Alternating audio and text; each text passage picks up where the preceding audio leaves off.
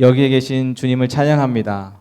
네, 제가 어제 집회 마치고 이제 집에 돌아가서 밤에 잠자리에 들기 전에 저희 둘째 이제 4학년인 둘째가 밤에 침대에 누워서 막 기도하는 거예요. 막 열심히 막 기도를 하는 겁니다. 주시옵소서, 주시옵소서 막 기도를 해요. 그래서 야, 제가 또 이제 엄마 아빠 피곤하지 말라고 또 은혜로운 집회가 될 수 있도록 기도하나 보다. 제가 막 감동이 돼서 물어봤습니다. 뭔 기도했니?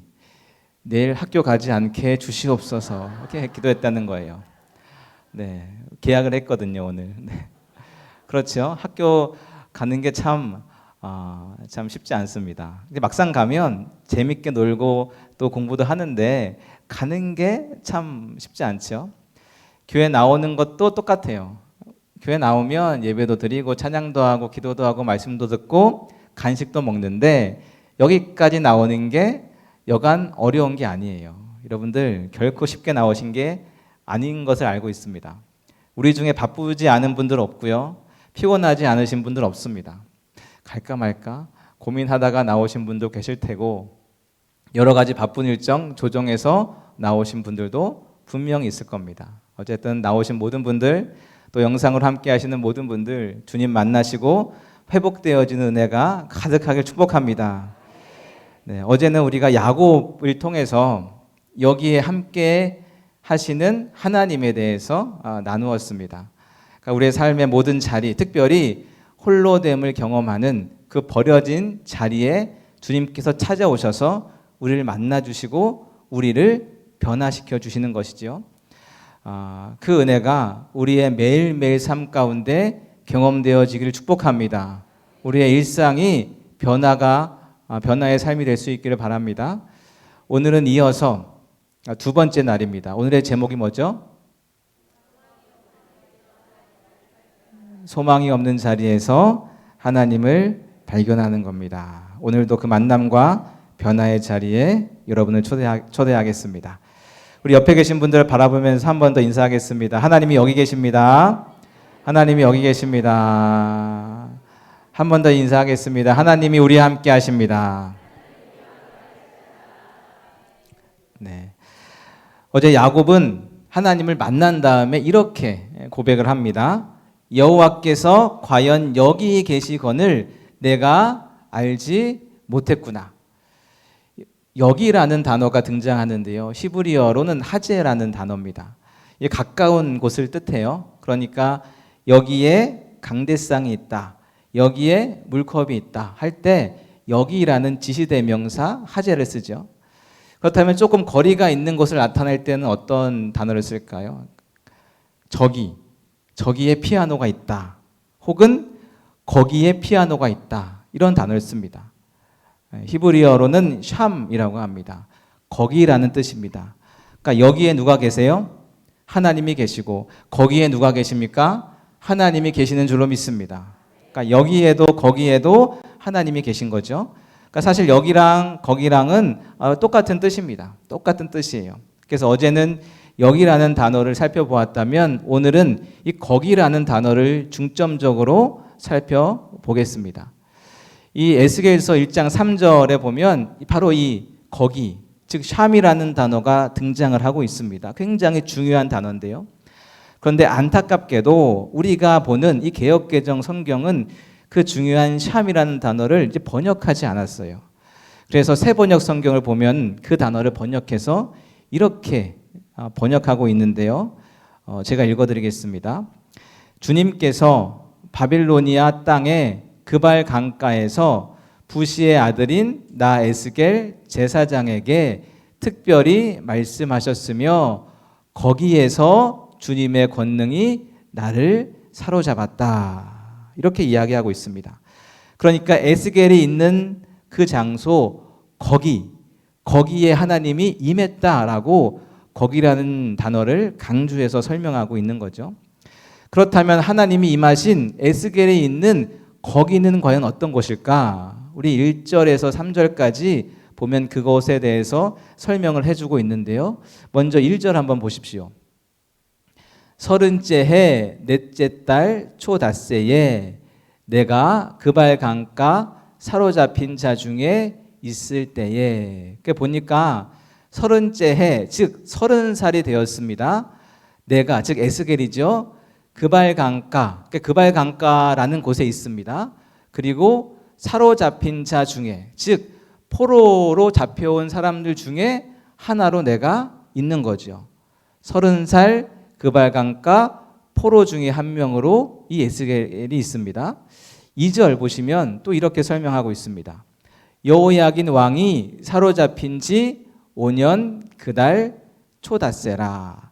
그러니까 여호야긴 왕이 바벨론의 두 번째 침공에 사로잡혀 갔는데 그때 이 에스겔도 같이 사로잡혀 갔습니다. 사로잡혀 간 지 몇 년이 됐어요? 5년이 됐습니다. 그러니까 몇 살에 사로잡혀 온 겁니까? 25살에 사로잡혀 온 거죠. 왜냐하면 지금 30살이니까. 자, 3절 보여주십시오. 갈대아 땅, 이 갈대아 땅이라는 것은 바벨론을 이야기합니다.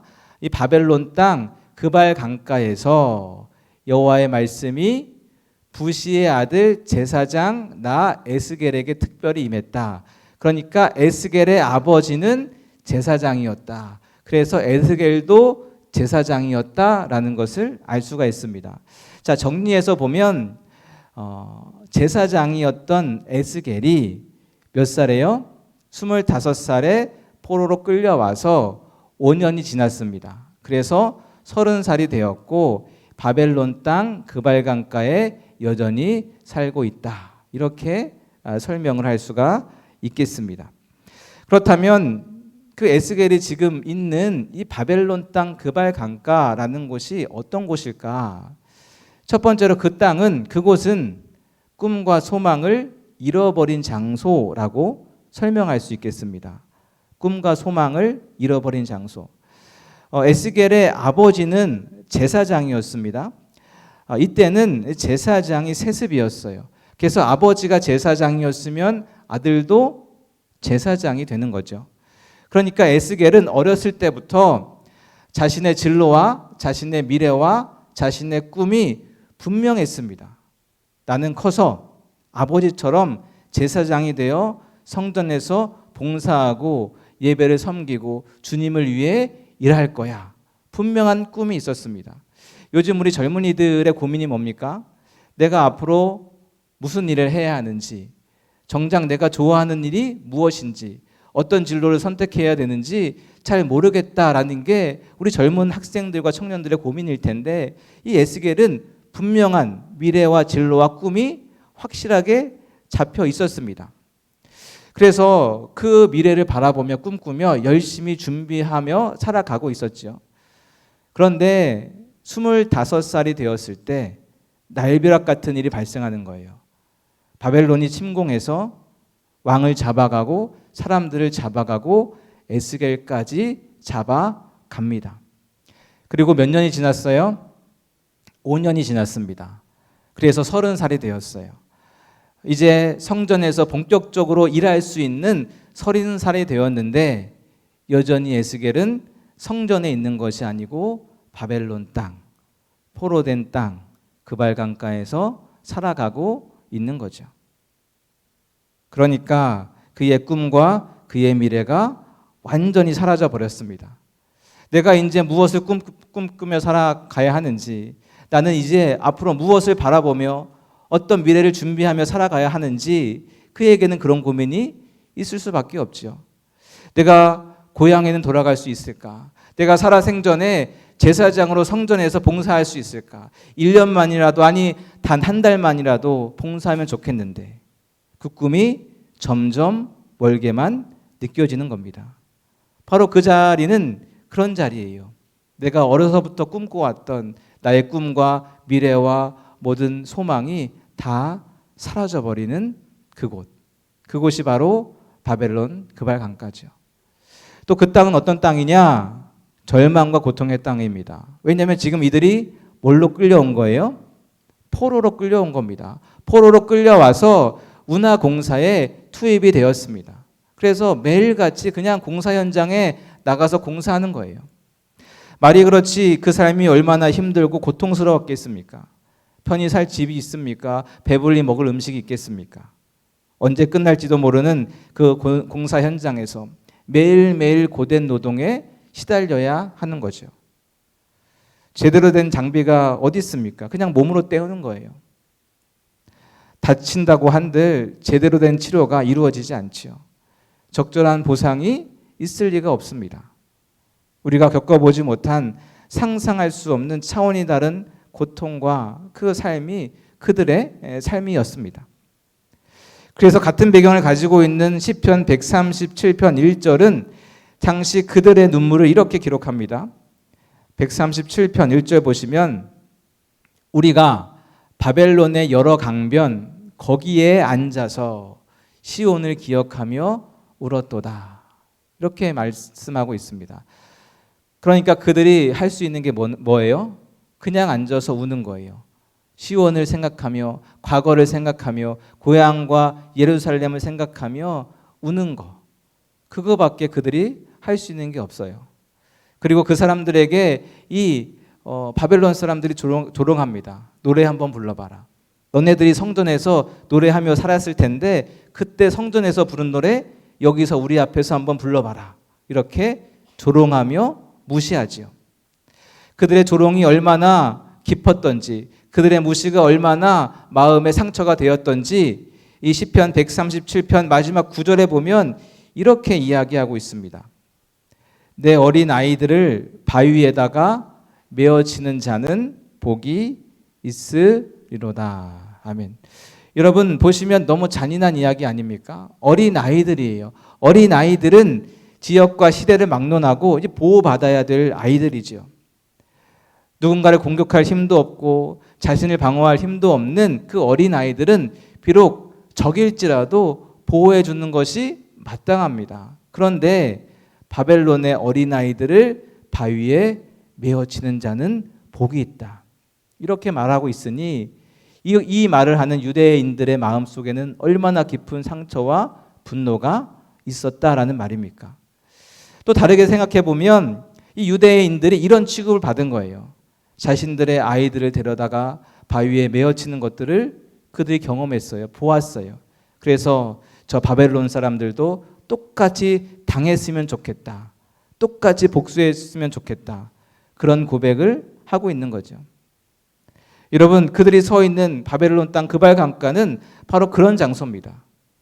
꿈을 잃어버린 장소, 소망을 잃어버린 장소, 미래를 잃어버린 장소, 고통과 눈물과 무시와 복수만이 가득한 그런 장소예요. 그러니 거기에 무슨 희망이 있고 무슨 기쁨이 있고 무슨 위로가 있고 무슨 미래가 있겠습니까? 여러분, 이런 장소에 우리가 서 있다면, 이런 시간을 우리가 보내고 있다면 우리의 마음이 어떠하겠습니까? 특별히 하나님을 믿는 믿음의 사람으로서 하나님을 향해서 서운한 마음과 원망의 마음이 들지 않겠습니까? 그래서 거기는 어떻게 보면 하나님을 원망할 수밖에 없는 자리라고 설명할 수도 있겠지요. 하나님 도대체 어디 계십니까? 왜 우리를 도와주지 않으십니까? 왜 우리를 버리셨습니까? 왜 성전을 지키지 않고, 왜 우리 가정을 지키지 않고, 왜 우리 부모와 우리 자녀와 우리 건강을 지키지 않고 우리를 도와주지 않으셨습니까? 그래서 거기는 하나님이 계시지 않는 것 같은 그런 장소라고 말할 수 있을 것입니다. 이 기독교 저술가인 C.S. 루이스는 사랑하는 부인이 암으로 세상을 떠난 다음에 그의 책 헤아려 본 슬픔에서 이렇게 고백을 하는데요. 도대체 하나님은 어디 계시는가? 우리가 너무 번성하고 행복해서 하나님이 필요하다고 생각하지 않을 때는 오히려 사령관처럼 군림하시는데, 너무 절박해서 하나님 말고는 다른 도움이 전혀 소용없을 때는 면전에서 문을 쾅 닫고 들어가셔서 자물쇠로 2중 3중으로 잠그신 후에 침묵하신다. 기다릴수록 침묵만 길어지고 환난 중에 왜 이렇게 인색하신지 모르겠다. 20세기 최고의 기독교 변증가, 즉 기독교를 변호하는 그 C.S. 루이스가 평생의 기독교 신앙을 실천하며 살아왔던 그가 수많은 설교자들의 스승이라고 불리었던 그가 사랑하는 아내의 죽음 앞에 도대체 하나님이 어디 계십니까? 도대체 하나님이 어디 계십니까? 이렇게 외치는 거죠. 내가 번성하고 내가 잘 되고 계획한 일들이 잘 풀릴 때는 하나님이 가까이 느껴져서 때로는 하나님 너무 귀찮게 그렇게 생각될 때도 있는데 정작 실패하고 아프고 고통 가운데 있어서 하나님 말고는 답이 없다고 느껴질 때 하나님의 도움이 너무 절실하고 하나님의 도움이 너무 필요할 그때는 정작 하나님이 너무 멀리 계신 것 같은 거예요. 한 집에 있지만 문을 쾅 닫고 들어간 배우자와 자녀들처럼 가까이 있는 것 같지만 깊은 거리감을 느끼는 거죠. 믿음이 있기 때문에 하나님을 부인할 수는 없습니다. 하나님을 부정할 수는 없습니다. 그래서 예배도 나오고 기도도 하고 찬양도 부르지만 말씀도 듣지만 그 하나님이 마음 깊이 경험되어지지 않아서 나를 도와주시는 하나님이 마음 깊이 느껴지지 않아서 도대체 하나님 어디 계십니까? 하나님 왜 침묵하고 왜 도와주지 않으시고 왜 나타나지 않으십니까? 이렇게 고백하게 되는 거죠. 다윗도 시편 1절에서 이런 고백을 합니다. 여호와여 어찌하여 멀리 서시며 어찌하여 환난 때에 숨으시나이까. 내가 지금 하나님이 너무 필요해서 그 어느 때보다 하나님이 너무 절실한데 하나님이 너무 멀리 계신 것처럼 느껴지는 거예요. 내가 지금 환난 가운데 있는데 하나님이 마치 숨어버리신 것처럼 느껴지는 거죠. 또 시편 22편 1절은 이렇게 말하고 있습니다. 내 하나님이여 내 하나님이여 어찌 나를 버리셨나이까. 어찌 나를 멀리하며 돕지 아니하시오며 내 신음소리를 듣지 아니하시나이까. 하나님이 나를 도와주기는커녕 함께 있어주지도 않습니다. 나를 버린 것 같아요. 내 고통에 내 근심에 내 아픔에 전혀 관심이 없는 것처럼 그렇게 느껴지는 거죠. 하나님의 사람이라 불리었던 다윗도 믿음의 사람들이라고 불리었던 위대한 사람들도 이렇게 이야기하니 여러분 우리라고 다를 수 있겠습니까? 우리에게도 이런 시간들이 존재하지 않습니까? 내 인생을 돌아볼 때 이 시간은 하나님의 돌보심이 느껴지지 않았던 시간. 이 시간은 그 무거운 짐을 내가 홀로 지고 걸어갔던 시간. 이 시간은 그 어느 때보다 하나님이 필요하고 절실했는데 하나님의 도우심을 경험하지 못한 것처럼 느껴지는 그 시간. 그 시간이 우리에게도 있지 않습니까? 그렇게 느껴지는 시간들이 우리에게도 존재하는 거죠. 어쩌면 지금 그 시간을 겪고 계신 분들이 계실지도 모르겠습니다. 지금 에스겔은 바로 그 시간을 경험하고 있습니다. 바로 그 장소에 그 시간 안에 서 있는 거죠. 그런데 바로 거기에 누가요? 하나님이 임재하십니다. 거기는 거룩한 성전이 아닙니다. 예배를 드리는 성전이 아닙니다. 법궤가 있는 지성소도 아닙니다. 거기는 바벨론 땅이에요. 우상의 땅입니다. 우상이 있는 땅이고 하나님을 믿지 않는 사람들이 다스리는 땅입니다. 하나님의 거룩과 영광하고는 전혀 어울리지 않는 땅이에요. 그래서 이곳에는 하나님이 없을 것 같은 그런 땅이에요. 그런데 바로 거기에 하나님이 임하시는 거죠.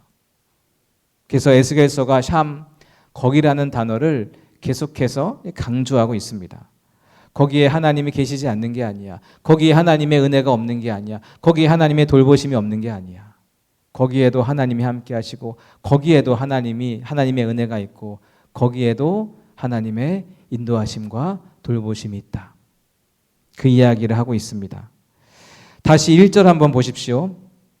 1절 보시면 30째 해에 넷째 달 초닷새에 내가 그 발 강가 사로잡힌 자 중에 있을 때에 어떤 일이 일어납니까? 하늘이 열리며 하나님의 모습이 내게 보입니다. 여러분 어디서 많이 본 장면 아닙니까? 바로 어제 야곱이 홀로 도망가는 그 길, 광야에서 겪었던 그 모습과 너무 유사하지요. 야곱이 홀로 도망가다가 홀로 버려진 길을 걷다가 꿈에 하늘을 봅니다. 사닥다리가 연결되었어요. 그리고 끝에 하나님이 서 계신 것을 바라보죠. 이 야곱이 생각할 때 하나님은 저 고향 땅에 우리 부모님과 함께 계신 줄 알았습니다. 그런데 부모를 속이고 형을 속이고 도망가는 나와 함께 내 머리 위에 계신 하나님을 발견하게 되지요. 에스겔도 마찬가지입니다. 소망이 없는 바벨론 포로지에서 하늘이 열리고 하나님이 보입니다. 아니 하나님은 저 고향 땅, 저 예루살렘 성전에 계신 줄 알았는데 이 이방 땅 내 머리 위, 내 하늘 위에 계시다라는 것을 에스겔이 발견하게 되는 거죠. 야곱도 에스겔도 하늘이 열리고 바로 여기에 하나님이 계심을 보게 됩니다. 여러분 이것이 얼마나 은혜인지 생각해 보십시오. 유다 백성들은 지금 죄를 지어서 포로로 끌려온 겁니다. 계속해서 하나님이 선지자들을 보내시는데 결국 그들이 회개하지 않아서 돌이키지 않아서 끝까지 우상 숭배해서 그들이 벌받아 포로로 끌려온 겁니다. 냉정하게 보면 그들은 죄인이고 그들은 우상 숭배자들입니다. 그런데 하나님이 그런 그들을 찾아가시는 거죠. 여러분 이게 복음입니다. 하나님이 자꾸 이상하게 죄인들을 찾아가세요. 죄인들을 쫓아가십니다. 죄인들을 만나주시고 죄인들을 구원해 주십니다. 어제 살펴본 야곱도 생각해 보십시오. 그가 하란에 왜 갑니까?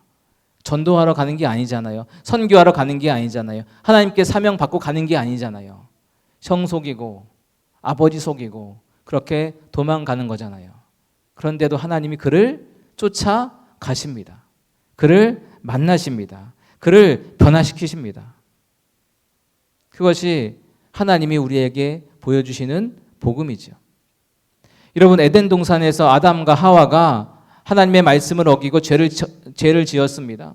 그래서 결국 어떻게 되죠? 에덴 동산에서 쫓겨납니다. 추방당합니다. 그렇게 추방당함으로 말미암아 에덴 동산은 이제 거룩한 장소가 되었어요. 왜요? 죄 짓는 인간이 사라졌으니까. 에덴 동산은 거룩한 곳, 영광이 가득한 곳이 되었습니다.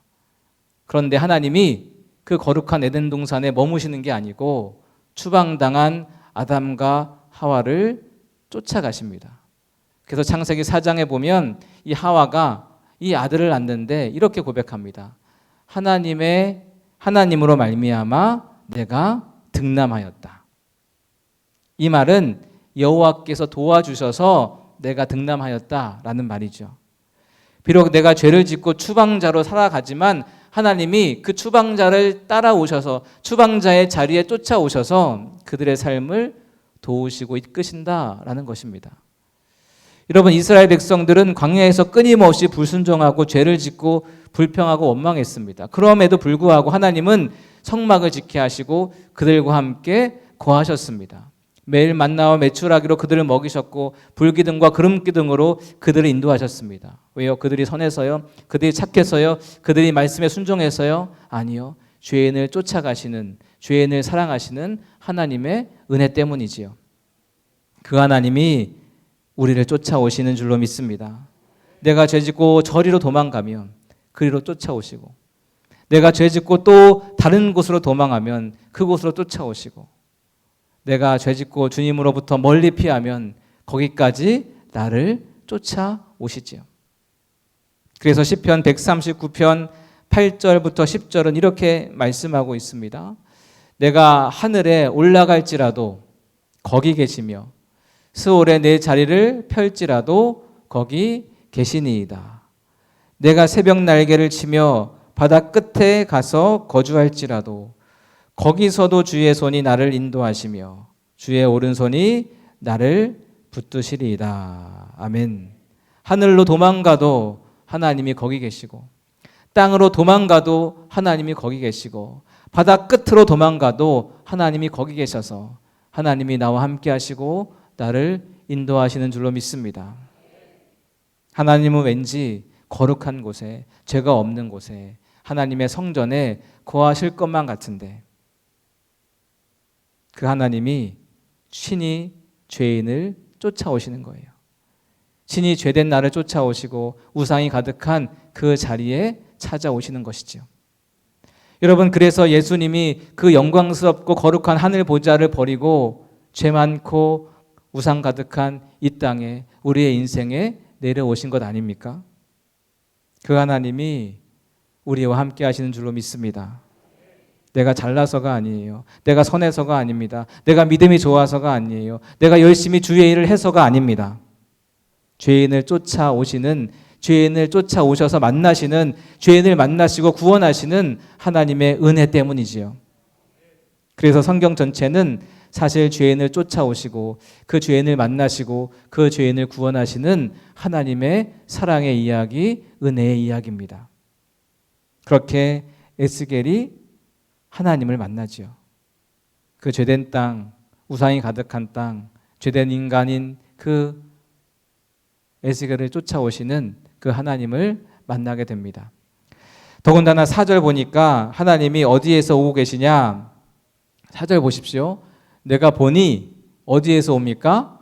북쪽에서부터 폭풍과 큰 구름이 오는데, 이렇게 이야기하고 있습니다. 하나님의 임재를 상징하는 그 구름이 어디서 오고 있습니까? 북쪽에서 오고 있어요. 일반적으로 예루살렘 성전은 서쪽에 있습니다. 그러니까 성전에 계신 하나님이 오신다고 하면 서쪽에서 오시는 것이 지리적으로는 맞겠지요.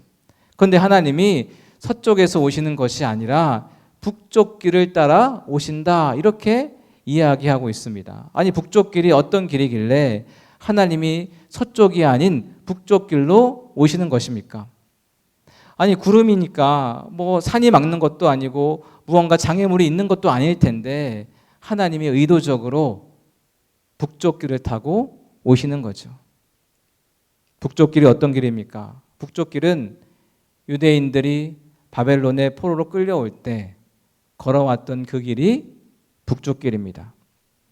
예루살렘에서 바벨론으로 직선거리로 올 수 없습니다. 왜냐하면 그 중간에 시리아 사막이 있어서 지리적으로나 군사적으로 올 수 없어요. 그래서 북쪽 길을 따라서 이동한 거죠. 북쪽 길은 바벨론 포로로 끌려갈 때 걸었던 눈물의 길입니다. 하루 이틀이 아니라 수개월 동안 아이들을 업고 우리 어른들을 부축하면서 걸어온 그 길이에요. 살던 집과 성전을 뒤로 한 채 억울함과 두려움 속에서 걸어왔던 그 길입니다. 그런데 하나님이 그 길을 따라 오시는 거예요. 여기가 너가 넘어졌던 장소구나. 여기가 너가 쓰러졌던 장소구나. 여기가 너가 아파했던 장소구나. 그렇게 그 모든 흔적을 따라, 그 모든 걸음을 따라, 그 모든 눈물을 따라 우리에게 오시는 거죠.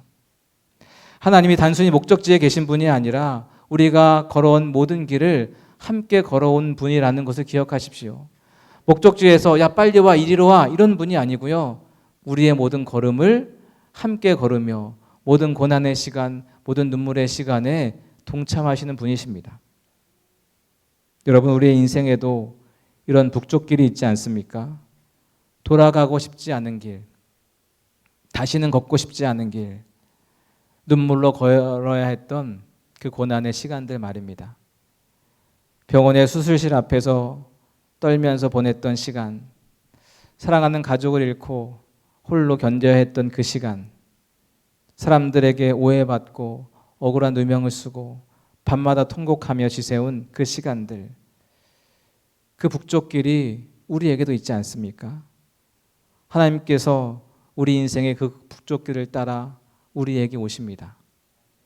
여기가 너가 넘어진 장소구나. 여기가 너가 쓰러져 울던 장소구나. 너가 여기서 외롭게 힘들어했던 장소구나. 여기가 너가 나를 원망했던 그 장소구나. 그 과거의 모든 자리를 밟고 오늘 우리에게 오셔서 내가 너와 함께한다. 말씀하고 있는 것이죠. 영국의 설교가였던 이 캠벨 모건은 바로 이런 하나님에 대해서 깨닫고 이런 이제 글을 적었습니다. 심장이 산산조각 무너질 때 주님은 어디 계셨습니까? 나는 거기 있었다. 너를 위해 모든 것을 붙든 채로. 공포가 얼굴을 드러낼 때 주님은 어디 계셨습니까? 나는 거기 있었다. 공포에서 널 자유롭게 하면서. 환경이 고통으로 몰아갈 때 주님은 어디 계셨습니까? 나는 거기 있었다. 내 고통은 나의 눈물이었다. 어두워 앞을 볼 수 없을 때 주님은 어디 계셨습니까? 나는 거기 있었다. 내가 갈 곳으로 인도하면서. 죽음이 최선이라고 여길 때 주님은 어디 계셨습니까? 나는 거기 있었다. 삶의 목적과 안식을 베풀며. 폭풍이 둘러쌀 때 주님은 어디 계셨습니까? 나는 거기 있었다. 내 곁에서 팔로 널 꼭 안고서. 혼란에 빠져 방황할 때 주님은 어디 계셨습니까? 나는 거기 있었다. 내 안에 평안을 채워주면서. 원수가 둘러싸고 달려들 때 주님은 어디 계셨습니까? 나는 거기 있었다. 너를 상하지 않도록 지켜주면서. 사랑하는 여러분, 여러분의 거긴 어디입니까? 안개와도 같은 시간, 하나님의 침묵과 외면이 경험되어지는 것 같은 그 시간 어디입니까? 하지만 바로 거기에 하나님이 함께 계셨음을 기억하십시오. 이렇게 에스겔서는 우리와 우리의 과거와 현재의 모든 시간, 바로 거기에 계신 하나님의 이야기로 시작해서 우리를 만나시는 하나님의 이야기로 연결이 됩니다. 그렇다면 이렇게 하나님과의 만남이 있게 되면 어떤 일이 일어나겠습니까? 어제는 하나님과의 만남을 통해 변화에 대한 이야기를 했습니다. 하나님을 만나면 변화된다. 하나님을 만나면 하나님을 경외하게 되고 예배하게 되고 우리의 마음이 바뀌게 되고 우리의 가치관이 바뀌게 된다. 이렇게 이야기했는데요. 오늘은 하나님의 만남이 우리에게 회복을 준다라고 에스겔서는 이야기하고 있습니다. 여러분, 하나님을 만나면 회복이 일어나는 줄로 믿습니다. 하나님을 만나면 우리의 가정에, 우리의 직장에, 우리의 마음에, 우리의 육체와 우리의 자녀와 우리의 인생과 우리의 교회에 놀라운 회복이 일어나게 되는 줄로 믿습니다. 하나님이 우리를 만나주시는 이유가 뭐겠습니까? 하나님이 죄인을 찾아오시고 상처받은 자, 소망이 없는 자들을 찾아가 만나주시는 이유가 뭐겠습니까? 그들을 회복하시기 위함이지요. 하나님이 오늘 이 자리에 오셔서 우리를 만나주시는 이유가 뭐겠습니까? 회복이 필요한 우리들을 만나셔서 다시금 회복시켜 주시기 위함이지요. 그래서 에스겔서는 여기에 계신 하나님과의 만남에서 시작하고 그리고 회복으로 이어집니다. 그래서 에스겔서 37장에 그 유명한 마른 뼈 환상이 나오게 됩니다. 완전히 말라버려 도저히 살아날 수 없는 그 마른 뼈가 나오지요. 하지만 하나님께서 능히 그 마른 뼈들을 살려내십니다. 힘줄이 붙고 살이 오르고 생기가 들어가 거대한 군대로 다시 회복됩니다. 하나님이 만나주시면 마른 뼈 같은 우리 인생이 다시 살아나게 될 줄로 믿습니다. 그리고 40장부터 이제 성전의 회복의 이야기가 이어지는데요. 47장에 보면 그 성전 안에서 물이 흘러 들어옵니다. 물이 흘러 들어와 강을 이루게 되는데 그 강이 어떤 일들을 이루어내느냐? 47장 9절 한번 보십시오. 47장 9절 보시면 이 강물이 이르는 곳마다 번성하는 모든 생물이 살고 또 고기가 심이 많으리니 이 물이 흘러 들어가므로 바닷물이 되살아나겠고 이 강이 이르는 각처에 모든 것이 살 것이며 또 10절 보십시오. 또 이 강가에 어부가 설 것이니 엔게디에서부터 에네글라임까지 그물 치는 곳이 될 것이라. 그 고기가 각기 종류를 따라 큰 바다의 고기같이 심이 많으려니와. 우리 12절 우리 함께 읽겠습니다. 시작. 강 좌우가에는 각종 먹을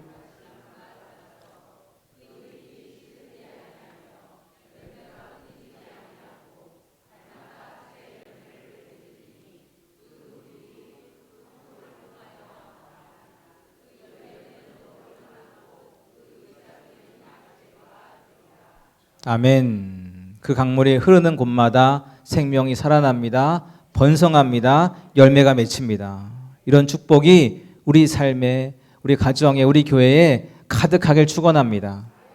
하나님이 우리에게 찾아오시는 이유는 우리 삶을 바로 이렇게 만드시기 위함이지요. 눈물과 절망과 한숨이 가득한 우리 삶에 생명과 회복을 불어넣으시기 위함입니다.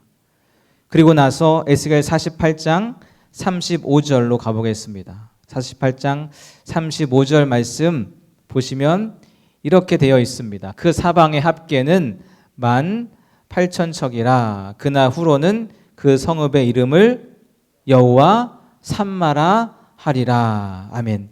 이제 각 지파별로 땅을 분배하는데요, 균등하게 땅을 분배합니다. 그리고 나서 가운데에 이제 레위인의 땅, 제사장의 땅, 그리고 성읍을 짓습니다.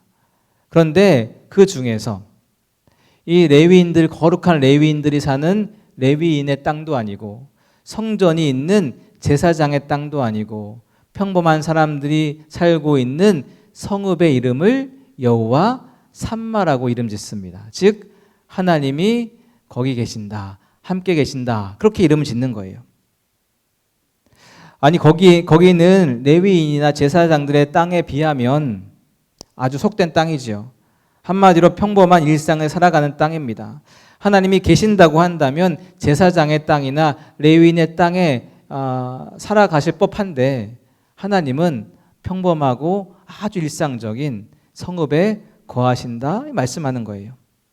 그러니까 우리가 살아가는 일상의 자리, 때로는 속돼 보이기까지 한 거룩함이라고는 찾아볼 수 없는 그 자리, 거기에 하나님이 계신다라고 말씀하는 거죠. 이것이 에스겔서가 계속 우리에게 하는 이야기입니다. 거기에 내가 함께 있다. 실패와 고통으로 지쳐있는 그곳에, 너의 일상을 살아가는 평범한 그 일상의 삶에 내가 함께 있다. 너의 과거와 현재와 미래 모든 순간에 내가 함께 있다. 그렇게 이야기하는 것입니다. 여러분, 믿음이란 하나님이 함께 계심을 아는 것입니다. 믿지 않는 사람들이 하는 이야기가 뭡니까? 하나님 보여달라는 거예요. 너희가 믿는 하나님 좀 보여달라. 아니 너가 그렇게 고생하는데, 너 그렇게 힘들어하는데 도대체 하나님 어디 계시냐? 하나님 보여달라. 하지만 믿음은 무엇입니까? 하나님이 늘 우리와 함께 계심을 아는 거죠. 내가 비록 고통 가운데 있지만, 내가 비록 슬픔 가운데 있지만 여전히 하나님이 나와 함께 계심을 아는 것, 그것이 믿음입니다. 그것이 믿음이고 그것이 복음이고 그것이 기쁨이지요. 만약 성공이 기쁨의 기준이라면 우리는 기뻐할 때도 있겠지만 슬퍼할 때도 있습니다. 만약 부와 건강이 행복의 기준이라면 우리는 행복할 때도 있겠지만 불행할 때도 있겠지요. 자녀가 잘 되는 것이 우리 자랑의 기준이라면 우리가 자랑스러운 시간들도 있겠지만 그렇지 못한 시간들도 있을 것입니다. 하지만 하나님과 함께함을 기쁨으로 여긴다면, 그것을 행복으로 자랑으로 여긴다면 우리가 성공할 때나 성공하지 않을 때나, 건강에 좋을 때나 좋지 못할 때나, 부할 때나 가난할 때나, 자녀들이 잘 될 때나 그렇지 못할 때나 언제나 우리는 기뻐할 수 있고 소망 가운데 살아갈 수 있고 우리는 행복할 수 있습니다. 왜요? 하나님이 늘 우리와 함께 계시기 때문이지요. 심지어 죽음조차 무섭지 않습니다. 왜요?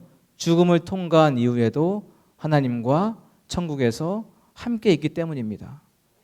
이 땅에서도 하나님과 함께하는 것이고 죽음 이후에도 하나님과 여전히 함께하는 거예요. 그래서 믿음의 사람은, 하나님과 함께함을 믿는 그 사람은 죽음도 두려워하지 않습니다. 죽음도 하나님과 함께하심을 막을 수 없음을 알기 때문이죠. 그렇기에 하나님이 나와 함께 계심을 우리가 알고 있다면, 믿고 있다면 고통의 자리, 실패의 자리, 눈물과 아픔의 자리, 소망이 사라져버린 그 자리, 그리고 심지어 죽음의 자리조차 우리는 기쁨과 소망과 희망을 이야기할 수 있는 것이지요. 그래서 하나님이 우리와 함께 있음을 아는 것, 그것이 신앙의 전부입니다. 그것이 신앙의 핵심입니다. 그거 알면 다 끝나는 거예요. 하나님이 나와 늘 함께 하신다. 하나님이 늘 나와 동행하신다. 그거 알면 다 끝나는 거예요. 근데 그거 모르면 무너지는 거죠. 그래서 성경은 끊임없이 우리에게 말하고 있습니다. 하나님이 너와 함께한다. 하나님이 너와 함께한다. 그래서 에스겔서는 여호와 삼마, 즉 하나님이 거기 계신다라는 이야기로 시작해서 회복을 이야기한 다음에 하나님이 거기 계신다라는 말로 끝나고 있습니다. 사랑하는 여러분, 우리 삶의 시작과 결론이 여호와 삼마가 되기를 축복합니다. 하나님이 함께 하심으로 우리의 인생이 시작되고, 그렇게 우리의 인생이 회복되고, 하나님이 함께 하심으로 우리의 인생이 마무리될 수 있기를 축복합니다. 그래서 죄인된 우리를 쫓아오셔서 우리를 만나시고 우리를 회복시켜 주시는 그 하나님을 매일매일 경험함으로 하나님과 동행하고 하나님이 주시는 회복과 은혜를 마음껏 누려가시는 우리의 삶이 될 수 있기를 주님의 이름으로 축원합니다.